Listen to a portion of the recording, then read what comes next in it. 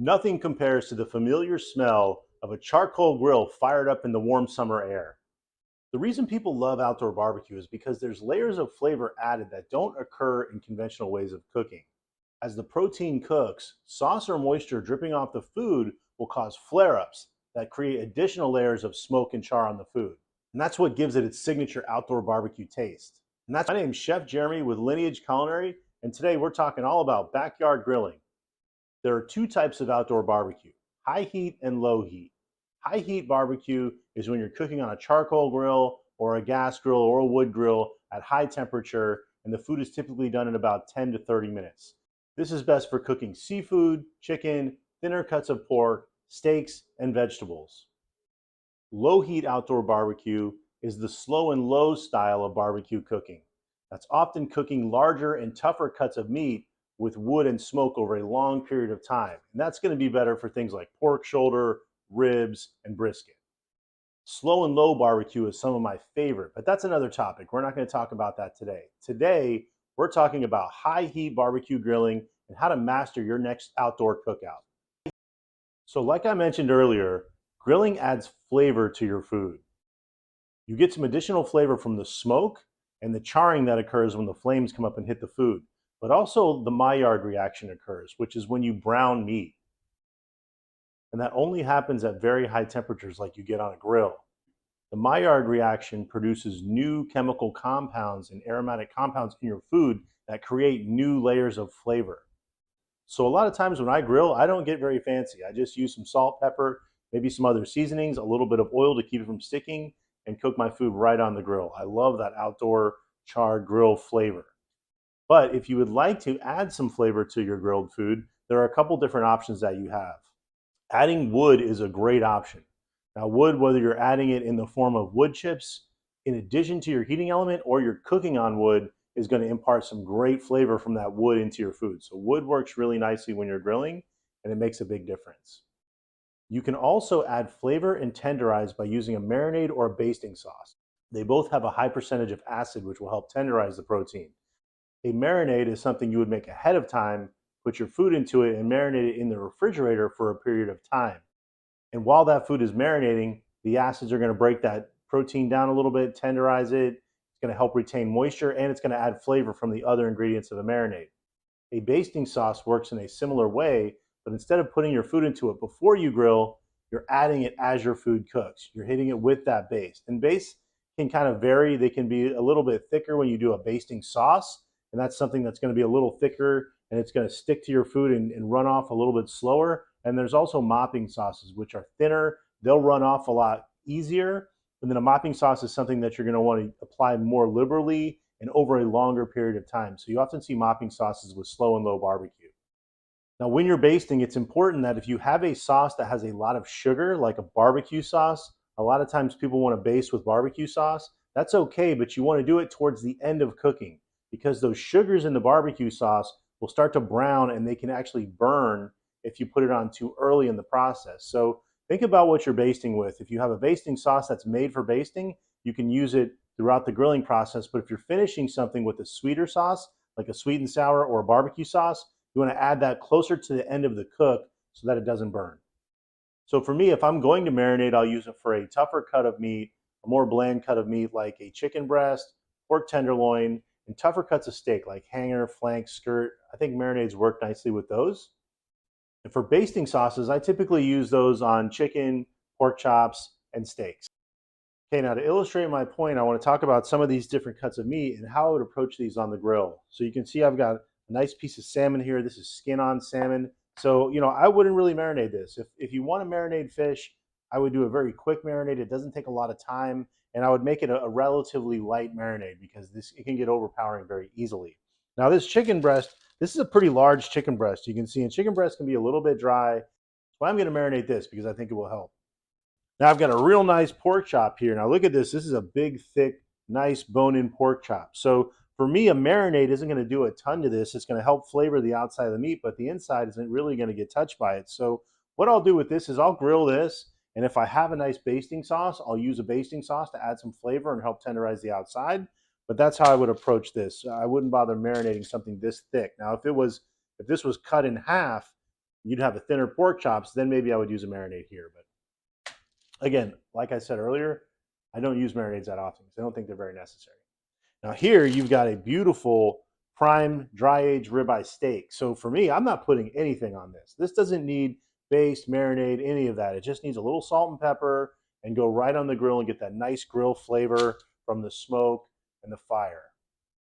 Okay, now we've got our proteins that are going on the grill. I've got my nice thick pork chop. I've got a piece of salmon. We've got some veggie skewers. Now we're going to go ahead and season these up. Salt, pepper, a little bit of olive oil, and then we're going to cook those on the grill. Okay, now my grill's lit. It's nice and hot, and I've got all my burners up to about 3/4 of the way. I've got all the same heat across because I want to get my veggie skewers grilled off first. I'm gonna hit this with some vegetable oil.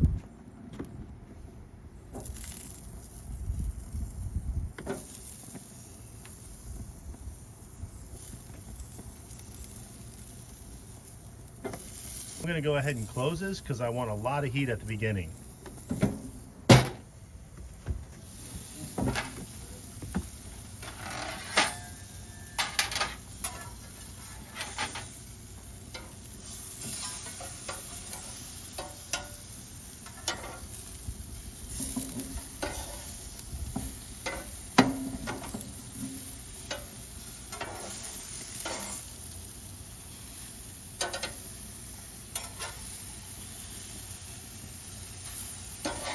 There we go. Notice how I'm moving them from one part of the grill to the other part of the grill. You don't want to put things back on the same spot. You want to put them on a new spot on the grill because that spot is nice and dry and hot. I'm looking pretty good here. I'm going to go ahead and close again because again, I want super high heat on these veggies. They're, these aren't going to burn unless I forget about them. But they really aren't going to overcook on the grill the way a steak or a pork chop could. Okay, my veggie skewers are looking pretty good. I'm going to go ahead and pull those.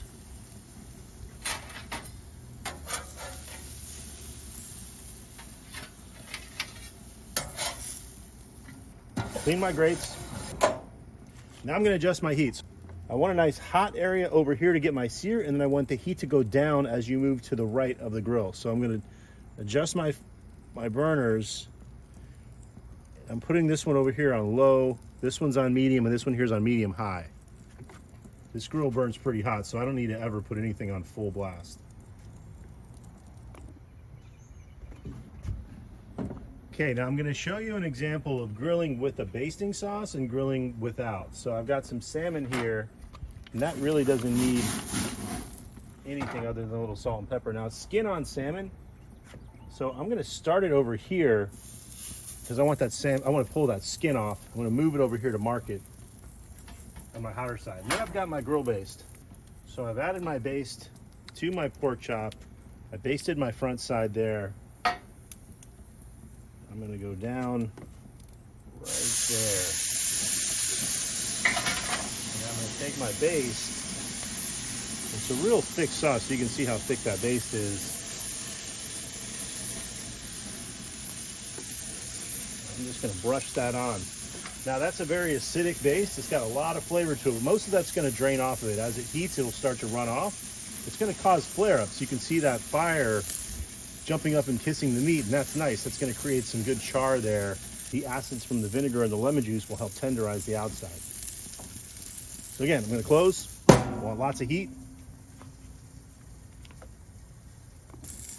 Okay, so like I said, it doesn't take long to get that skin nice and hot on the salmon. So I'm going to go ahead and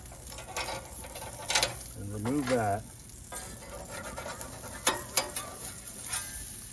And now I'm going to put my salmon over here.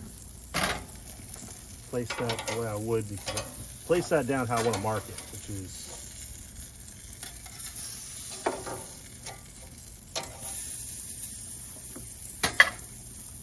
ten o'clock, 2 o'clock. 10 o'clock, 2 o'clock. That is the way I like to grill. And that's a nice way to get good looking diamonds. I'm going to go ahead and pull that skin off. Let that fish cook.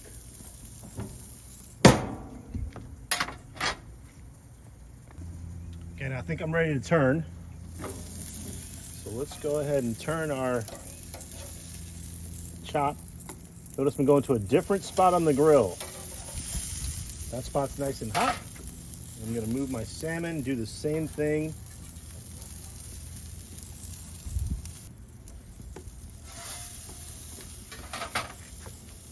Now, every time I move my pork chop, I'm gonna hit it with a little more baste.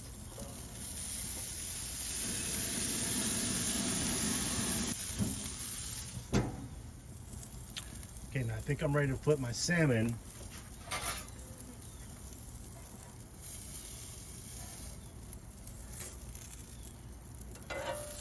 There we go. Look at those nice diamonds. And notice I moved my salmon over here to my cooler part of the grill because I want to finish cooking that a little bit at a little bit lower temperature. It's getting close to being done. My pork chop's got a little ways because it's a pretty thick chop. At this point, I'm going to leave the lid up because I don't need to increase that heat right now. And I'm going to use my thermometer. So what I'm looking for on my salmon is about 135, 140. It's getting close to 135. It's close there. We're about 135 now. So my salmon is pretty much ready to come off.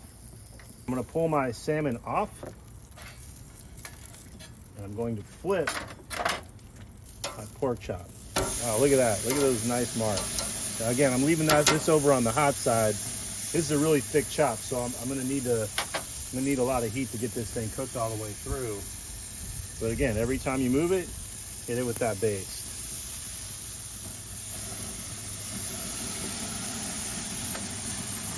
Now I'm going to close the lid here because I want a good amount of heat on my chop. Okay, now we're going to move that pork chop over into this region, which is a little cooler. You know, like I said, that's a very thick chop, so I want to be able to get that pork chop cooked to about 145 in the center so it doesn't overcook. We probably have a ways to go. Yeah, we do. So you see I'm at 115 now. If I try to get this to 145 on this side, that outside part of the pork chop is going to burn before I get to that internal temperature that I'm looking for. So that's why I like to have these different variations on the heat: hot, medium, low. I can move the food around based on where I need. And listen, this is a huge tool here, is your thermometer. I would highly recommend that you use a thermometer when you're cooking on the grill. I know some people don't like to do that. Maybe they think like the pros don't use thermometers. I can tell you that's not true. As a professional chef, we do use thermometers.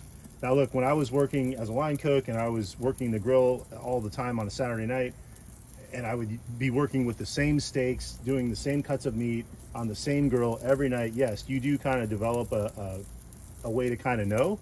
You get a feel for it, you get your timing down, and you don't necessarily need to use a thermometer on every single steak. That's not realistic for, you know, a grill cook on a busy night.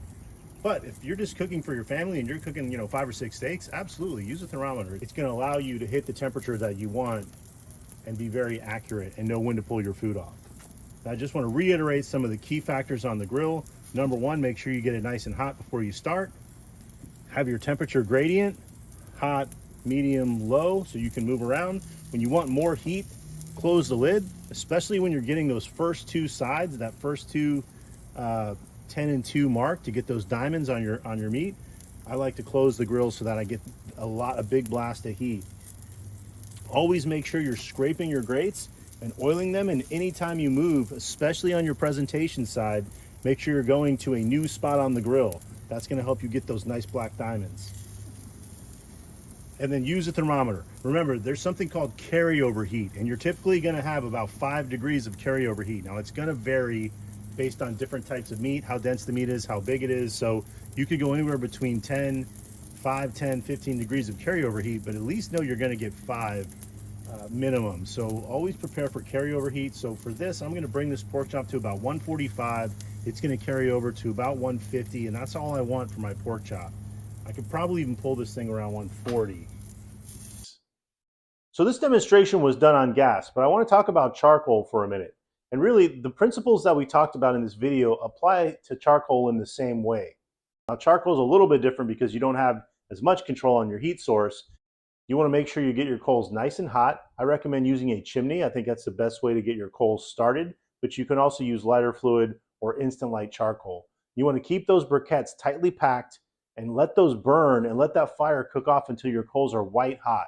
Once your coals are white hot, then you want to move your coals over to the side of your charcoal grill so you have that same temperature gradient we talked about on the gas grill, where you've got a very hot side, a medium side, and a lower side on the heat. With charcoal, timing is key because your coals are going to get hot and they're going to start to lose heat. So that's the tricky part of charcoal. You do have two ways to adjust the airflow on most charcoal grills, and that's at the bottom and at the top. And as a general rule, I would just tell you the more airflow you have, the more open those vents are, the hotter it's going to get, but also the faster your coals are going to burn. So you want to consider that as you're adjusting the airflow on your charcoal grill. And what you're looking for is about 500 to 600 degrees on your hottest point. And that's going to be your sear point where you want to get your diamonds, get your first initial cook on your food, and then move it over to the lower parts as you want to finish and let that heat cook up in the center. Okay, there's our pork chop, sliced off the bone, grilled vegetables. There's our salmon, pretty nice. And there's our grill tips from Lineage Culinary. Hope you have a great 4th of July. Hope you have a great backyard barbecue. As always, thanks for watching.